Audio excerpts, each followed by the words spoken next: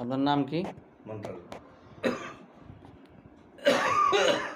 মমতাজ উদ্দিন। কোন গ্রাম? নিগেরিয়া। বয়স কত আপনার? বয়স 70। 70। আচ্ছা, কি সমস্যা? খাইতে খাইতে মাস্টার টেবিল দিচ্ছেন না, দুইজনে খাইতে পাঠ করি।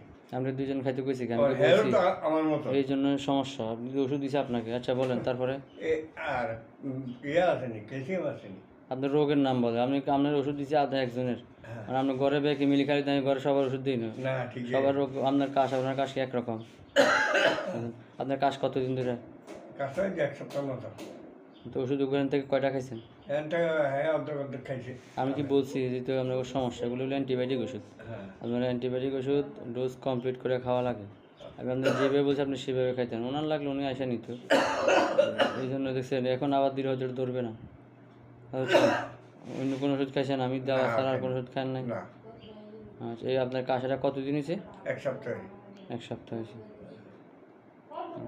আর আগে ছিল না হঠাৎ করে? না, হঠাৎ আগে হঠাৎ করে। ঠান্ডা লাগলে লাগে। আচ্ছা, ঠিক মতো ওষুধ খাবেন, যারা যেভাবে ওষুধ দেয়। আরে আপনার ওষুধ তো এই যে দিলাম আপনাকে, অ্যান্টিবায়োটিকটা তো আসে অযথা খাইতে পারবে না ডাক্তারের পরামর্শ ছাড়া। কথা বলছেন? এই যে আমাদের দেশের সমস্যাটা হলো এখানে, একজন ওষুধ দিলে আরেকজনে খায়, কিন্তু রোগ কি সবার একরকম?